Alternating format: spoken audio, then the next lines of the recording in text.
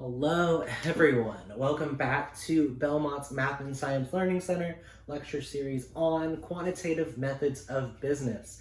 I am Brandon Stevens, and today I'm here to guide you through two of the major problems posed in chapter 7 of this course: the shortest root problem and the minimal spanning tree problem. Now, both of these questions are very similar. They're both network flow models, which is just a fancy way of saying there's a lot of diagrams and a lot of pictures involved. And it's a lot about minimizing either a certain distance or time, or maybe a certain amount of material used between different locations. And so a lot of this video will be trying to figure out what exactly is the difference between these two problems, and of course, how to tackle both of these problems. See what's alike, see what's different. So let's go ahead and get started. As you can see, I've got my fancy little diagram right here. Here is my network. We're going to start out with the shortest route problem. So we can kind of think of this as, let's say we're promoting an artist. The artist lives in city number 1, but likes to play shows in 5 different cities, so cities 2 through 6. And we want to figure out what is the shortest way to get to each of these cities, starting in our base cities, starting in our hometown of city number 1. Basically, we're going to play the role of GPS and figure out, is the shortest path to each city a straight line, or should we take a more strange path, a less direct path? So, the way we are going to tackle this is with an approach called the permanent set approach. Basically, it's like, what have we been to? What do we still need to go to? And we just kind of build from there. So in a shortest route problem, you can either go from a starting place to a destination, or a starting point to a bunch of different destinations. Here, we're going to start here and go to every single different city. We want to know the shortest route to 2, the shortest route to 5, the shortest route to 6, the whole kit and caboodle. So, the way this starts, we build our permanent set. Really, right now we're just at 1. We can go to 1 very easily. So I'm going to put 1 and I'm going to put brackets around it saying we have been to 1. And now we kind of just list out all of the different locations we can go to straight from city number 1. And that would be 2 and 3 and 6. So we can go to 1 to 2, 1 to 3, 1 to 6. And I'm going to go ahead and put their distances right there as well. So now we've got 1 to 2, that's 10 miles. We can go from 1 to 3, that's an 8-mile trek. And 1 to 6 is a 24-mile trek. And here's the easy part. You picked the shortest. In this case, it is the path from 1 to 3. So what I'm going to do, I'm going to start drawing a different diagram over here to symbolize our shortest route. So we can go straight from 1 to 3, and it's going to take 8 miles in order to do so. So I'm going to put an 8 under the 3, saying that's how long it's going to take to get to city number 3. Okay, now we've added another city to our permanent set. Now our permanent set is 1, 3, because we have visited 3. We know how to get to 3.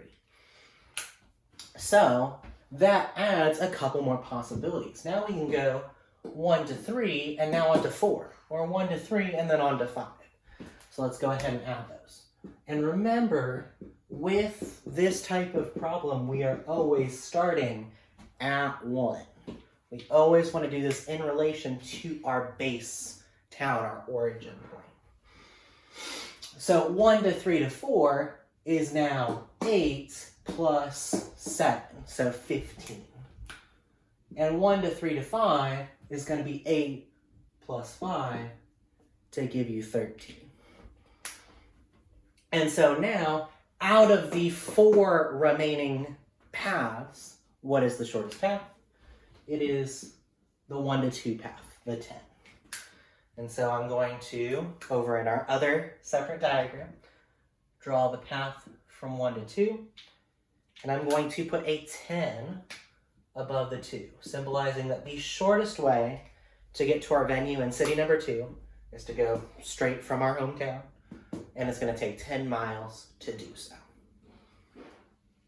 Which means we've now added 2 to our permanent set. So our permanent set is now 1, 2, 3. And you basically continue this until you've connected all of your cities. All of your cities are in your permanent set. Or if you're just going to a particular destination, you go until that destination is in the permanent set. So we continue.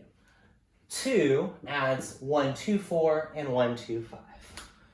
So 1, 2, 4, and 1, 2, 5. So 1, 2, 4, again, always going from 1. So you got 10 and 6. That gives you 16.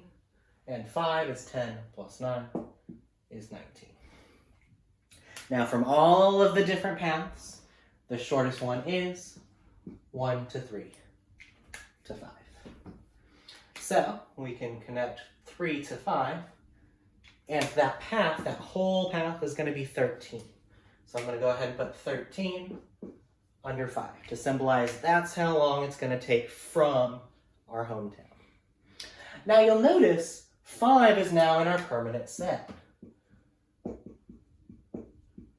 which means we no longer need 1 to 2 to 5 because we no longer need to go to 5. So I'm just going to go ahead and cross that out. And then we figure out, are there any more paths we need to add now that we have our 1 to 3 to 5? Well, we can go on to 6 now. So 1 to 3 to 5 to 6.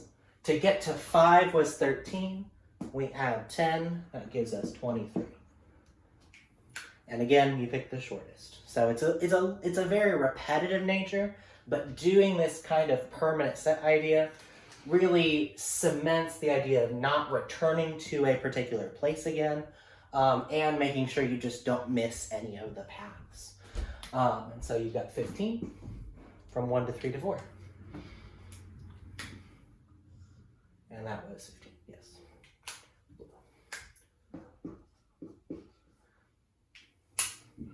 Which means 1, 2, 3, 4, 5 is our permanent set. And now we visited 4, so we no longer need 1, 2, 4. And the only one we've added is now 1, 3, 4, 6. And that's going to be, we get 15 to get to 4, plus 4 gives us 19. And the shortest one is actually that one, 1 to 3 to 4 to 6. So let's go ahead and draw that over here. And we put 19 to say that is how long it took to get to our last destination, to city number 6. And so that right there kind of encapsulates our answer. If we said, today I feel like going to play at city 4, well, I'm going to go 1 to 3 to 4, and it's going to take 15 miles. If I say I want to go to city 5, well, I have to go through 3 and then on to 5 for 13 miles. And that kind of encapsulates that whole shortest route from our hometown to any destination. Now, of course, if it gets more complicated than this, and let's say you have like 20 nodes as opposed to 6, Excel might be the way to go. And I'll just talk a little bit about that without going into too much detail. But the basic gist of how you handle this in Excel is very similar to the idea of the transshipment constraints that you investigated in Chapter 6. Essentially, each node is going to have its own constraint, and each of the paths are going to be your different decision variables. So let's look at node 2, for example. It's a middle point. I like to call them my Vegas points, because nobody stays in Vegas. You go into Vegas and you leave, hopefully. And so you want to think of it as everything entering, the number of things going from 1 to 2 should be equal to the things going out. So 2 to 4 or 2 to 5. And of course, in Excel, you'll have to move everything over. So what's going in minus what's going out better be 0. And then for your origin and your destination, you just say, whatever's going out, there's going to be one thing going out. And whatever's going in, there's going to be one thing going in. So you can kind of think of it as x12 and x16 and x13. That's going to be one thing, because one thing is going to be leaving our hometown, and the same thing for our destination. That's the basic gist of how to handle the Excel. But doing it by hand is just so much easier. So now let's jump over to the minimal spanning tree. Again, a very similar concept, but rather than having a particular origin point and trying to find a shortest distance, you want to think of it almost as a complete network that just needs to be connected. Almost think of this as different rooms in a house, and you want to get all of the electrical wiring set up. You want everything to be connected, and you want to use the minimum amount of wire as you can, because it costs more money the more wire you use. And so we just want to figure out what is the shortest way to get every room connected. And so the big difference here is that you don't have that kind of origin point. We don't have to constantly go back from 1, which makes this actually a whole lot easier, because now we're just looking at what is the shortest path. So if you want, you can kind of think about it from that permanent set approach again, but in an easier way this time.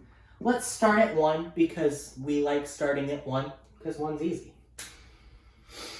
We just want to say, okay, there's 1 to 2, there's 1 to 6, there's 1 to 3. What is the shortest path from 1?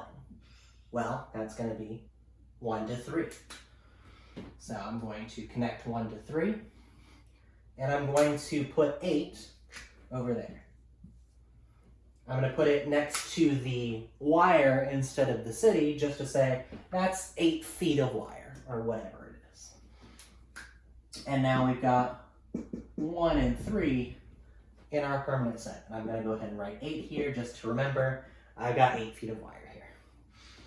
Now, 1 and 3 are in our permanent set, so we can either go from 1 to 2, or 1 to 6, or from 3 to 4, or from 3 to 5. Now remember, we're not going from 1 anymore, so this 7 and 5 is just it. It's just 7 and 5. The shortest now, 10, 24, 7, 5, is 5. And so, I'm going to connect 3 and 5. And that's going to be a distance of 5. And now 5 joins our permanent set. And now continue. So we can go to 2 to 4 or to 6. So we can go 10 to 2, we can go 24 from 1 to 6.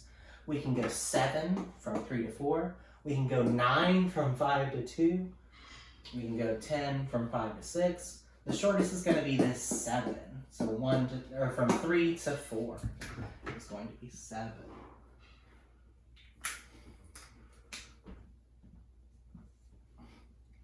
And so that adds 7 over here. And adds 4 to our permanent set. And now, the only thing we have to connect to are 2 and 6.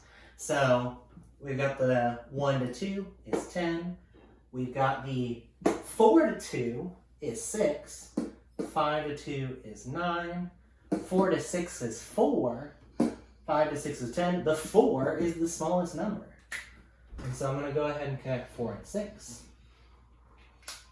And it's going to be a length of 4. Which means 6 is now in our permanent set.